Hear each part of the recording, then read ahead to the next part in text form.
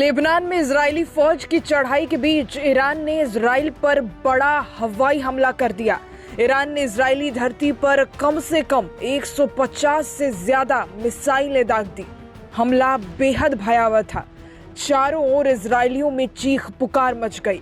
IDF ने भी लोगों को सुरक्षित स्थान चले जाने का आदेश दिया। लोगों को शेल्टर होम की शरण लेनी पड़ी। हमले के बाद ईरान ने इसे हिजबुल्लाह प्रमुख सैयद हसन नसरल्लाह और हमास चीफ इस्माइल हानिये के कत्ल का इंतकाम बताया।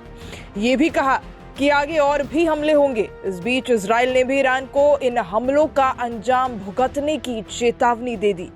इजरायली सूत्रों का यह भी कहना है कि ईरानी हमलों के बाद पीएम बेंजामिन नेतन्याहू और उनकी कैबिनेट के मंत्री बंकर में छिप गए हैं। उधर अमेरिका में राष्ट्रपति जो बाइडेन और उपराष्ट्रपति कमला हैरिस ने व्हाइट हाउस में ईरानी हमले को लेकर मीटिंग बिठाई। ईरान का कहना है कि उसने गजा और लेबनान के लोगों के साथ साथ हमास, हिजबुल्लाह और IRGC नेताओं और कमांडरों की सामूहिक हत्या के जवाब में इजराइल में महत्वपूर्ण सैन्य और सुरक्षा ठिकानों पर दर्जनों बैलिस्टिक मिसाइलें दागी हैं। इस्लामिक रिवॉल्यूशनरी गार्ड कोर का कहना है कि अगर इजराइल ने इन हमलों का जवाब दिया तो उसे कुचलने के लिए उचित जवाब दिया जाएगा। आपको बता दें, ईरान ने मंगलवार रात इजराइल के विभिन्न शहरों पर कम से कम 150 बैलिस्टिक मिसाइलें दागी। बंकर में छिपे नेतन्याहू और मंत्री ईरानी हमलों के तुरंत बाद इजराइल के प्रधानमंत्री बेंजामिन नेतन्याहू कथित तौर पर एक सुरक्षित सुरक्षा बंकर में चले गए।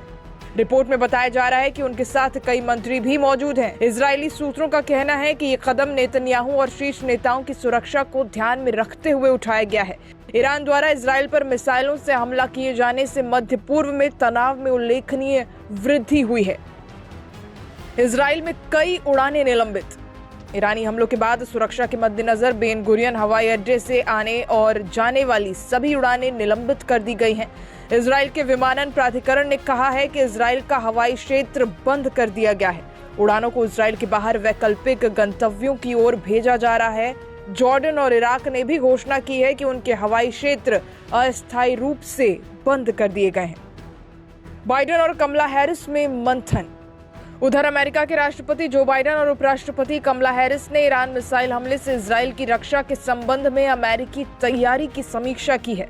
इजराइल पर ईरान के मिसाइल हमले के शुरू होने से कुछ पहले बाइडेन ने सोशल मीडिया पर एक पोस्ट में कहा था, आज सुबह उपराष्ट्रपति और मैंने इजराइल के खिलाफ आसन मिसाइल हमला शुरू करने की ईरानी योजनाओं पर चर्चा करने के लिए हमारी राष्ट्रीय सुरक्षा टीम बुलाई।